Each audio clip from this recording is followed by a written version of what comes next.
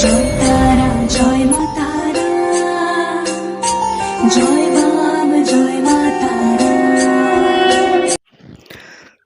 जय गुरु, जय तारा, जय तारा, जय तारा। मैंने अपनी पहले वाले वीडियो में, जिसमें मैंने स्मशान काली सहस्त्रनाम को सिद्धि करने की एक प्रक्रिया बताया था, जो कि सिर्फ गृहस्थ लोगों के लिए है, और उस वीडियो के अंत में मैंने बताया था कि ये प्रक्रिया या ये विधान सिर्फ गृहस्थों के लिए है, पारिवारिक लोगों के लिए है। अब अंत में ये भी बताया था कि एक दूसरा विधान है, इनको सिर्फ वही लोग करेंगे जो या तो उनका विवाह नहीं हुआ है, या फिर वो संन्यास ले चुके हैं, या फिर संसार में हैं पर उनका कोई सांसारिक काम नहीं है, कोई सांसारिक मतलब संसार की कोई संपर्क से वो जड़ित नहीं है, एकांत में रह रहे हैं। ये उन लोगों के लिए है। तो सीधे विधान में आता हूँ कि उन लोगों के लिए क्या विधान है। माँ काली का जो स्मशान काली सहस्त्रनाम का स्तोत्र है, इसको रोजाना 9 बार पाठ करना है उनको। ठीक है, 9 बार आप पाठ करेंगे। एक ही बार में 9 बार कीजिए, या फिर सायंकाल में 9 बार कीजिए, या फिर रात में 9 बार कीजिए। मतलब सुबह अगर आपके पास वक्त है तो आप 9 बार एक साथ 9 बार करना है आपको। अगर आपको शाम को करना है तो संध्या काल में करना है, एक ही बार में 9 बार करना है आपको। और अगर रात में करेंगे तो भी 9 बार एक साथ करना है। ठीक है, और आपकी शुरुआत जो होगा इसकी पाठ का, वो आप अमावस्या से करेंगे, इसमें कोई दिक्कत नहीं है। और आपका संकल्प जो होगा वो भी 21 दिन तक ही होगा। पाठ में ही अंतर है। पहले वाले वीडियो में मैंने बताया था दिन में 11 बार करना है सांसारिक लोगों को, पर आपके लिए 9 बार है। ठीक है, इसका भी पीछे बहुत बड़ा कारण है, इसके बारे में कभी बाद में बताऊंगा। पर अभी फिलहाल जो संसारिक में नहीं है उन लोगों के लिए बता रहा था कि दिन में 9 बार आपको करना है, आप एक साथ 9 बार करना है। और जिस भी वक्त आप करेंगे, मान लीजिए आप शाम को करना चाहते हैं तो 21 दिन तक शाम को ही करेंगे। ऐसा नहीं है कि आज वक्त मिला सुबह कर लिए, कल वक्त नहीं मिला तो रात को किए, ऐसा नहीं कीजिएगा। कोई भी साधना में जब आप बैठते हैं ना, तो उसमें समय, स्थान और तिथि, इसको हमेशा ध्यान दीजिएगा। क्योंकि तंत्र की जो प्रक्रिया होती है ना, ये साइंटिफिक होता है, ये वैज्ञानिक होता है।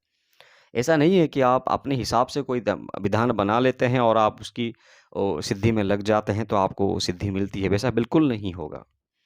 जो ऋषि महर्षियों ने इसकी प्रक्रिया को वर्णन किया है, वो कुछ आधार पर इसका वर्णन किए हैं। ऐसा नहीं है कि उनके मन में आया, कुछ भी आया वो लिख लिए, वैसा नहीं है। और यहाँ पर एक ध्यान रखने वाली बात ये है, जो सिर्फ जो संसारिक नहीं है, ये उनके लिए कह रहा हूँ। यहाँ पर ध्यान रखने वाला बात ये है कि अगर हो सके इसीलिए कह रहा हूँ क्योंकि आज सामाजिक जीवन परिवर्तन हो चुका है, और आपके लिए काली सहस्त्रनाम का जो सिद्धि है ना, वो बहुत शीघ्र होगा। क्योंकि आप संसारिक माया से जड़ित नहीं है, तो आपका मन में इस प्रक्रिया के दौरान जो प्रभाव उत्पन्न होगा, वो तकरीबन मन में ही अपना प्रभाव देना शुरू कर देगा और जल्दी ही उसका प्रभाव दिखने को मिलेगा। सांसारिक लोगों में क्या होता है ना, ये जब तक आध्यात्मिक कार्य से जुड़े रहते हैं तब तक उनका मन आध्यात्मिक में होता है। जब पूजा पाठ खत्म हो गया, ऑफिस चले गए, बाहर चले गए, फिर मन भटकना शुरू हो जाता है। दिन भर के कार्यों से जो प्रभाव निकल कर आता है वो उनकी मानसिक स्तर पर हो जाता है, और फिर बाद में उसको फिर से जागरण उनको करना पड़ता है। इसीलिए मैंने उन लोगों के लिए 11 बार और आपके लोगों के लिए 9 बार का वर्णन किया है। अभी इसमें ध्यान रखने वाला बात यह है कि अगर हो सके, अगर आपके घर के आसपास कहीं पर भी माँ काली का मंदिर हो, या फिर अगर स्मशान हो, अगर हो सके स्मशान और मंदिर और माँ काली का होना चाहिए। वैसा नहीं है कि दुर्गा मंदिर हो, कोई और देवी का मंदिर हो, वैसा नहीं है, सिर्फ काली का ही मंदिर होना चाहिए। और वहाँ पर या फिर स्मशान में आपको, जब से आप ये अनुष्ठान करेंगे, अगर आप घर में इसको आरंभ कर रहे हैं तो हर एक शनिवार और मंगलवार को उसी वक्त, जिस वक्त आप घर में कर रहे हो, उसी वक्त आपको मंदिर में या स्मशान में जाकर इसका 9 बार पाठ करना पड़ेगा। अगर आप शुरुआती तौर पर अगर आपको लगे कि 21 दिन तक आप स्मशान में कर पाएंगे या मंदिर में कर पाएंगे तो और अच्छी बात है, बहुत जल्दी इसकी सिद्धि होगी। ठीक है, पर यहाँ पर ध्यान रखने वाला बात यह है कि स्मशान का प्रयोग इसमें होना ही आवश्यक है। हफ्ता में 2 बार ही सही स्मशान में जाकर इसका 9 बार पाठ करना अत्यावश्यक है आप लोगों के लिए। ये बहुत ही गुप्त नियम है। ठीक है, मैंने बताया था कि ये पुस्तक में नहीं मिलेगा आपको। तो ये प्रक्रिया आपको दोहराना है। और कब आप दोहराएंगे इसको? हर एक माह में आपको इसको नहीं करना है। आपको क्या करना है ना, मान लीजिए आप अगले वाले महीने को इसकी शुरुआत कर रहे हैं, और कब करेंगे? अमावस्या से करेंगे। ठीक है, अमावस्या से आपने शुरुआत इसका कर लिए, 21 दिन का संकल्प आपने ले लिया, तो आपको ये प्रक्रिया जो है सिर्फ 6 महीने तक दोहराना है। हर एक मास में 21-21 दिन का संकल्प लेकर आपको करना है और 6 महीने तक करना है। और होम जो आप करेंगे वो आखिरी में करेंगे, 6 महीने के बाद करेंगे। पहले वाले वीडियो में मैंने संसारिक लोगों के लिए बताया था कि 21 दिन का संकल्प खत्म होने के बाद आपको अगले दिन 1008 काली के गायत्री मंत्र से होम करना पड़ेगा। पर आप लोगों के लिए है कि 6 महीने के बाद आप काली के गायत्री मंत्र से 5001 का होम करेंगे। ठीक है, अच्छा, यहाँ पर और एक चीज़ ध्यान में रखने वाला है कि जब आप होम करेंगे 6 महीने के बाद 5001 की जो आहुति देंगे माँ गायत्री के मंत्र, माँ काली की गायत्री के मंत्र से, अगर आप ये यज्ञ मंदिर में करवा सके तो और अच्छी बात है। स्मशान में नहीं होम करना है, मंदिर में ही कर सकते हैं होम। स्मशान में आप पाठ कर पाएंगे पर होम नहीं करेंगे आप।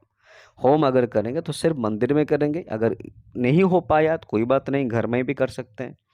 पर होम में 108 बेलपत्ता होना अनिवार्य है। ये मतलब ये अनिवार्य है।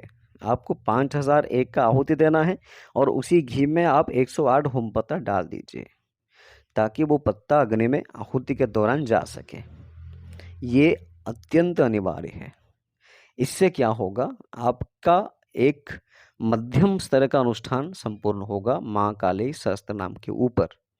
और आपको यही अनुष्ठान हर एक साल दोहराना है और तकरीबन इसको 3 साल तक लेकर जाना है। ठीक है, मतलब साल में आप ये अनुष्ठान अगर चाहें तो 2 बार कर सकते हैं। अगर नहीं मतलब सुविधा नहीं हो पा रहा है तो 1 बार भी कर सकते हैं, क्योंकि ये अनुष्ठान तकरीबन आपको 6 महीने तक करना पड़ता है। तो अगर संभव है तो आप 12 महीने तक कीजिए तो ये 2 अनुष्ठान हो जाएगा, 6-6 महीने का एक अनुष्ठान हो जाएगा। नहीं हो पा रहा है तो कोई बात नहीं है, 1 साल में आप 6 महीना ले लीजिए। उसमें इसको एक व्रत की तरह 6 महीने का व्रत लेकर आप इसको चलिए, आखिरी में आपको आहुति देना है।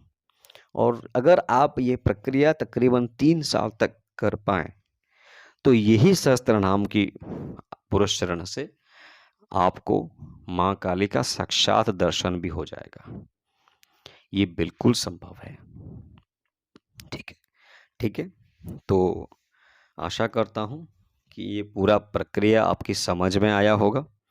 और जिन लोगों को काली सहस्त्रनाम का पुरस्चरण के ऊपर प्रश्न था, शायद उन लोगों को उनका उत्तर भी मिलेगा।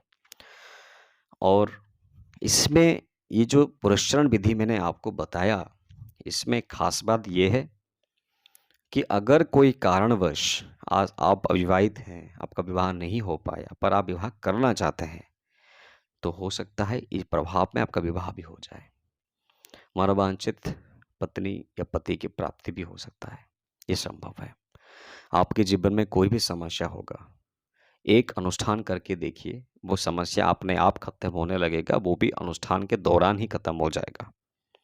बहुत ही लंबी प्रक्रिया है, मानता हूँ मैं, पर जब आपको गुरु की प्राप्ति नहीं हो पा रहा है, बीज मंत्र की प्राप्ति नहीं हो पा रहा है, तो सहस्त्र नाम एक साधारण सा प्रक्रिया है और हम सबको ये पता है जब हम कोई बड़े कामना लेकर छोटे रास्ते में चलना शुरू करते हैं तो ज़्यादा दूर तक चलना पड़ेगा।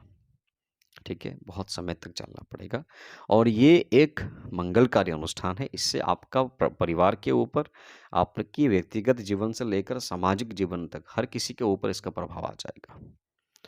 आज के लिए अपनी वाणी को विराम करता हूँ। कोई अगर प्रश्न है तो आप हमारे टेलीग्राम चैनल को ज्वाइन कीजिए, वहाँ पर आप प्रश्न पूछिए, आपको उत्तर मिल जाएगा। जय तारा, जय तारा, जय तारा।